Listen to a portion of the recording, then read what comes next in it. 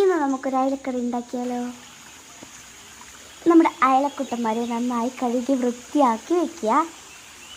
മുറിച്ചിട്ട് ഒരു കുഞ്ഞു ചട്ടിയിലേക്ക് ഇടുക. നമ്മൾ മൺചട്ടിയിലാണ് കേട്ടോ ഉണ്ടാക്കുന്നത്. അതിലേക്ക് നമുക്ക് ആവശ്യത്തിന് തക്കാളി, വെളുത്തുള്ളി, മഞ്ഞൾപ്പൊടി, മുളക് പൊടി കുറച്ചധികമാവാം, മുളക് പൊടി, ഉപ്പ് എന്നിവ ചേർത്തിട്ട് കുറച്ച് വെള്ളം കൂടി ഒഴിച്ച് നന്നായി മിക്സ് ചെയ്യുക കേട്ടോ.